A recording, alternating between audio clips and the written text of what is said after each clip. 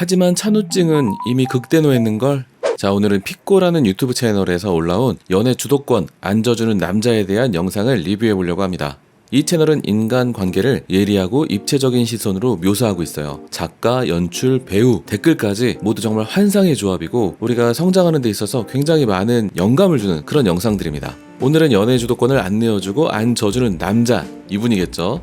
에 대해서 얘기를 해보려고 합니다. 자, 나은과 찬우 커플은 4시에 데이트를 하기로 했어요. 그래서 찬우가 차를 몰고 나은의 집에 갔는데 4시가 돼서 왜 안 나와? 그랬더니 나 선크림이 없어가지고 지금 찾고 있는데 이러는 거예요. 그런데 나은님은 전 남친과의 에피소드에서 보면은 4시에 약속이라고 만약에 한다면 남친이 4시에 와서 집 앞에서 기다리는데 그때부터 나갈 준비를 하시는 분이었어요. 하지만 현 남친 찬우는 기다려주지 않고 내가 지금 차를 오래 기다릴 수가 없으니까 주차되는 카페로 먼저 이동할게 라고 해요. 자, 그러면서 두둥 피곤한 연애의 특징 하면서 인트로가 시작이 되는데요. 나은님은 이전의 에피소드에서 보면은 자신의 불합리한 행동과 요구와 테스트에도 남자친구가 자신에게 맞춰주길 바래요. 사랑한다면 이 정도 무리는 할 수 있으니까. 자, 그런데 기본적으로 썸을 탈 때 남자가 여자분에게 무리하는 모습을 보여주는 것은 전략적으로 필요는 해요. 무리를 여자가 요구하면 안 되겠지만 남자가 스스로 무리를 보여주는 것은 괜찮거든요.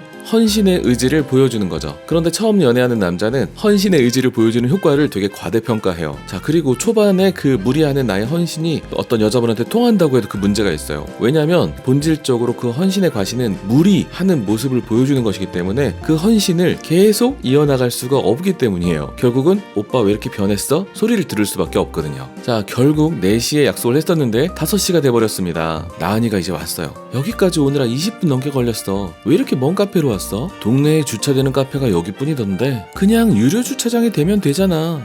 나은님의 말도 부분적으로 일리가 있죠. 20분이나 걸어온 건 좀 멀잖아요, 사실. 그래서 자신의 세계관이 이제 합리화가 되는 거죠. 누구든지 자신의 세계관 내부에서는 굉장히 톱니바퀴가 딱 맞는 합리적 세계관이거든요. 근데 나은아, 왜 늦었는지 이야기하고 사과하는 게 먼저 아닐까? 연인 사이에 이 정도는 사과 없이도 넘어갈 수 있는 일이긴 하잖아요. 하지만 이 에피소드에서 나오지 않았던 그 전에 썸 타고 막 이럴 때 나은이가 불합리를 시전하고 남자가 그런 무리하는 모습을 보면서 자신이 사랑받는다는 느낌을 이제 보여줬었거든요. 나은이가 아마 이 찬우한테도 그 전에도 계속 그런 걸 요구했었겠죠. 그래서 이 남자분은 어떻게 보면 초장의 눈치를 딱 채고 바로 잡으려고 하는 것일 수도 있습니다. 하지만 나은이는 사과하기보다는 너 때문에 원래 내가 바르던 선크림 찾는 거 포기하고 나왔어. 자, 그러니까 찬우님이 눈빛이 이제 갈 곳을 잃어버렸습니다. 갈 곳을. 자, 이 찬우님은 이 촉촉하고 갈 곳 잃은 그 눈빛을 되게 잘 표현하시더라고요. 자, 그 다음으로도 잔잔한 트러블이 계속 이어져요. 주문을 하는데 여자분께서 난 녹차라떼, 남자분이 아이스? 라고 물어봐요. 물어볼 수 있잖아요. 나은이는 당연히 하시지. 넌 그것도 몰라? 그 알바 중에 제일 짜증나는 케이스로 올라온 그 우스갯소리가 있거든요. 아메리카노 주세요. 그랬더니 핫으로 드릴까요? 아이스로 드릴까요? 겨울인데 아이스일까요? 자, 이렇게 남을 책망하는 게 쌓이면 사실 좋지 않거든요. 역시 표정이 좋지가 않습니다. 당연히. 계속 나은이는 투정을 부리고 있어요. 이거 내 번호 적립해서 제스처로 직접 하라고 얘기를 합니다. 기계에다가. 내 번호 모르지? 자, 이 말꼬투리 잡는 거는 테스트이기도 한데요. 2가지 의미가 있습니다. 나한테 관심이 없지? 내 번호 모르지? 나를 그렇게 좋아하지 않지? 그런 테스트의 의미도 있고요. 또 하나는 약간의 이런 꼬투리를 잡음으로써 이 상대가 약간의 이런 불필요한 꼬투리가 잡혔을 때 상대가 어떻게 대처하는지 이 사람을 파악하기 위한 면도 있는 거예요. 그런데 이런 여성의 테스트는 의식적으로 하는 것은 아니에요. 대개는 무의식적으로 나를 얼마나 사랑하는지, 이 남자가 심리적으로 얼마나 강한지 알아보려고 하는 거죠. 자, 그럼 일반적으로 테스트에 대한 좋은 대처는 무엇이냐면, 자, 이 질문에 직접적으로 대답하지 않는 거예요. 예를 들어서 내 번호 모르지? 번호 기억 아직 못했어. 미안해. 요것만 피해가면 됩니다. 참 테스트라는 게 어렵죠. 자, 그 다음에 카페에서 사진을 찍어주는데, 자, 여기에서도 계속적인 테스트 또는 투정부림, 상대에게 요구가 이루어져요. 사진을 찍고 있는데 나은아, 너 입술색 없다. 그래서 못생겼다고? 자, 테스트 들어왔는데, 자, 여기서 최악의 대처는 뭐다? 아니야 안 못생겼어. 너 예뻐. 요것만 피하시면 됩니다. 그래서 나 못생겼다고? 하니까 또 표정이 멍.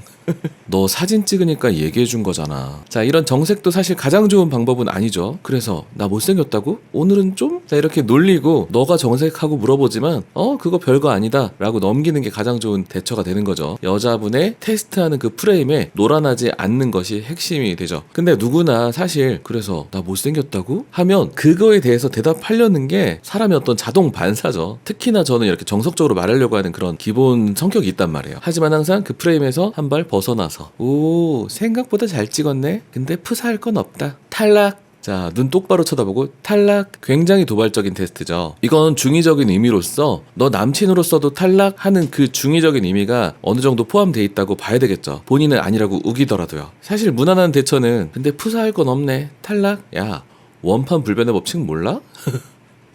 이렇게 넘어가면 좋았겠지만 나은이 처음 만나는 순간부터 속을 계속 긁고 있기 때문에 이런 여유 같은 게 쉽게 나오지 않죠. 그럼에도 불구하고 평정심을 유지할 수 있음을 보여주면 더욱 바람직합니다. 바람직하다는 것은 두 가지 측면인데요. 나 자신이 상대의 말과 행동 때문에 흔들리고 기분 나빠하지 않는 점, 나 자신을 평정심을 유지했다는 점에서 바람직한 것이고요. 또 하나는 대부분의 여성들에게 이런 여유와 평정심을 보여주면 또 연애가 더 잘 되기도 하죠. 그래서 두 가지 측면에서 바람직합니다. 나 원래 사진 잘 찍어주는데 나은이가 사진 못 찍는다고 하니까 정석 대화로 받았어요. 하지만 탈락. 이거 테스트이기 때문에 정석 대화로 받으면 안 됩니다. 또 어떤 여자 찍어줬길래 네가 그렇게 사진을 잘 찍어? 다시 또 말꼬투리 잡고 테스트가 들어옵니다. 대체 어떤 여자 찍어줬길래? 너 여자 많이 만났구나. 너 바람둥이지? 나 심사 중인데 너 감점 요소야. 그런데 이때 아니야 나 바람둥이 아니야. 나 여자 그렇게 관심 없어. 너 말고는 그렇게 여자 뭐 많이 만나본 적도 없어. 이렇게 바람둥이가 아닌 것을 호소하면 BX죠. 찬우 많이 찍어줬지. 뭐 잘했습니다. 베스트는 아니지만 정석으로 아니야 나 그런 적 없어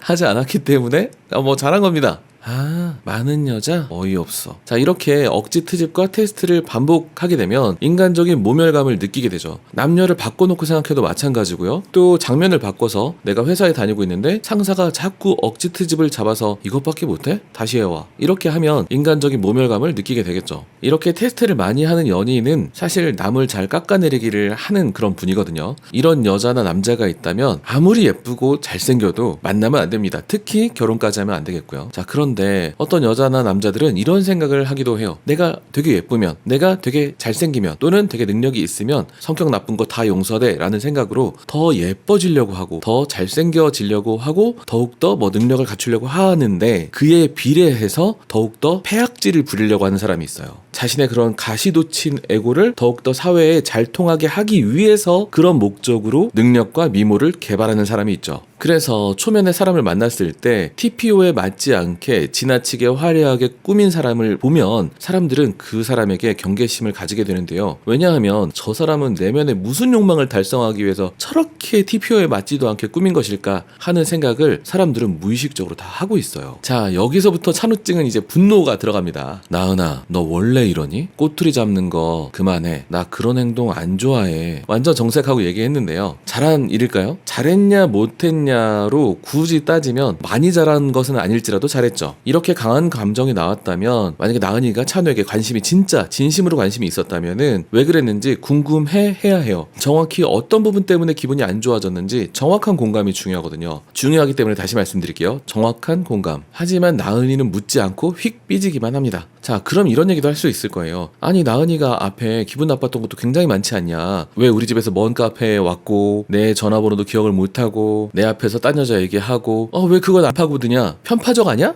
라고 할 수도 있는데요. 사실 이 연기나 연출적인 요소에서 나은이의 에고적 문제가 있다라는 거를 보여주었기 때문에 어차피 나은이한테 너 왜 그래? 뭐 불편해? 라고 파고 들어봤자 도망가거나 변명할 태도를 보여줬기 때문에 묻기가 좀 애매한 그런 상황인 거죠. 하지만 찬우는 지금 대놓고 우리 이거에 대해서 얘기하자라는 분위기이기 때문에 파고들 수 있는 좋은 기회가 되는 거고요. 찬우가 친구한테 얘기합니다. 야, 있잖아, 연애할 때 하나 안 맞는 게 있잖아. 어릴 때는 그거 맞춰보겠다고 막 죽자고 싸우고 그랬다. 그런데 이제는 그냥 포기하게 돼. 감정 소모하는 것도 싫고 연애에 굳이 내 에너지 쓰는 것도 싫고. 사실 어렸을 때 우리가 처음 연애하게 되면은 상대가 되게 운명적 상대라는 느낌이 들잖아요. 대체할 수 있는 사람은 없다. 무조건 맞춰가야지. 내가 맞추든 네가 맞추든 그런 생각을 누구나 하고 참 싸우기도 많이 싸우게 되는 것 같아요. 하지만 연애가 반복되면서 웬만한 사람은 다 대체될 수 있구나 이런 생각을 하게 되는 것 같아요. 하지만 또 그게 반복되면서 결국은 완벽하게 유일한 그런 사람은 없지만 그래도 그놈이 그놈은 아니구나.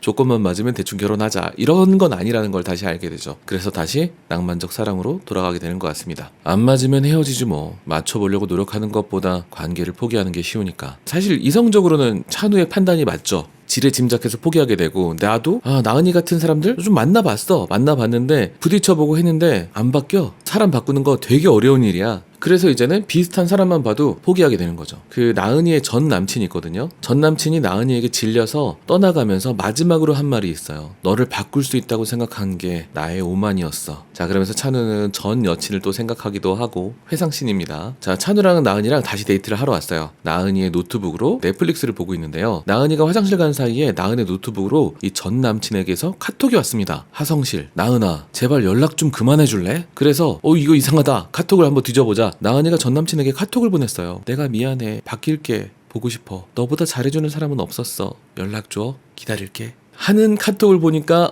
찬우가 굉장히 기분 다운되죠. 근데 착잡한 감정이 들었어요. 나은이도 마찬가지였네. 전 연인이 생각나는 게. 이 피코 드라마가 되게 좋은 게 되게 입체적이고 되게 여러 결의 레이어를 쌓아놨거든요. 그래서 참 좋은 그런 채널인 것 같아요. 알겠다, 우린 서로가 대체제인 사이. 안 맞는다는 거죠. 자, 여기서 이제 전 남친과 현 남친이 있는데 나은에게 더 좋은 사람은 누구일까요? 전 남친은 엄청 나은에게 맞춰주고 헌신적이고 이런 스타일이었고, 현 남친은 그렇게 맞춰주진 않아요. 나만 맞출 수는 없다, 너도 맞춰줄 건 맞춰줘라, 이런 사람인데 누가 더 나은에게 좋은 사람일까요? 자, 저기 밑에 써놨지만 나은은 둘 다 만났어야 하는 운명인 거죠. 둘 다 만났기에 내적인 성찰이 이루어졌던 거죠. 하성실 전 남친에게 네가 나한테 잘해줬었구나 라는 것도 알게 되고요. 만약에 한 사람만 만났다면 이런 내적 성찰을 절대 하지 못했을 거예요. 제가 피코 영상을 다 본 건 아니에요. 몇 개씩 발췌해서 보기 때문에 제가 또 틀린 게 있으면 여러분들이 댓글로 지적을 해주시기 바랍니다. 나은이와 전 남친이 한번 헤어졌는데 그걸 다시 붙잡기 위해서 나은이가 불러낸 그런 장면이에요. 자, 나은이가 얘기합니다. 나 너에게 잘 못했었던 것 같아, 고쳐보려고. 나도 이제 너한테 잘해줄게, 우리 잘해보자 라고 하는데 전 남친이 이런 얘기를 해요. 난 너 남자친구 역할 해줄 생각이 없어. 자, 전 남자친구는 이랬어요. 계속 맞춰주다 보니까 나는 너와 함께 있을 때 나는 나로서 잊지 못했고 너의 투정을 받아주는 역할만을 했다. 그 역할이 되게 중요한데요. 아까 나은이에게 너 남자친구 역할 해줄 생각이 없어 했거든요. 나은이, 너는 내가 누구인지 어떤 사람인지 관심이 없었어. 나의 역할에만 관심이 있었어. 그래서 너는 내가 아닌 누구라도 너에겐 상관없을 거야. 전 남친 얘기합니다. 너는 내가 필요한 게 아니라 널 사랑해줄 사람이 필요한 거잖아. 자, 사실 그 사랑조차도 사랑이 아니었던 거죠. 사랑받는 기분을 느끼게 해줄 남자친구 역할할 사람이 필요했던 거죠. 자, 이게 되게 비참한 기분이었을 거예요. 왜냐면 한순간도 이 여자가 나 자신을 사랑해 준 적이 없다는 것을 받아들이기까지 얼마나 고통스러웠겠어요. 정말 긴 밤을 괴로워했을 거예요. 이 남친의 말이 다음 장면에서 바로 증명이 되는데요. 전 남친이 자신이 이렇게 괴로웠다고 말을 할 수 있는 그런 물꼬를 텄는데, 그러면 이 남자를 진짜 사랑했다면 그거에 대한 관심을 보여야 되잖아요. 그런데 나은이가 얘기합니다. 할 말 다 했어? 하고 챙겨서 휙 나가버려요. 그래서 이 남자의 말이 한 번 더 증명이 되죠. 넌 날 알지도 못하고 좋아하지도 않았어. 피코 영상은 정말 최고입니다. 피코 영상은 정말 좋아요. 대본도 정말 잘 쓰시는 것 같고 연출도 되게 좋고 연기도 참 잘하세요. 그리고 무엇보다 요즘 커뮤니티 가면 남혐 댓글도 있고 여혐 댓글도 있고 좌파 우파 막 나눠서 막 굉장히 심란하잖아요. 근데 여기 있는 댓글들은 따뜻하고 나쁜 것에 물들지 않은 현명한 댓글들이 많이 있습니다. 제가 댓글로 오늘 분석한 영상을 링크할게요. 가서 한 번씩 보시면 좋겠습니다. 여러분, 우리는 스킬을 넘어서 진심으로 가는 중입니다. 현자님들, 저는 다음 영상에서 여러분을 기다리고 있겠습니다.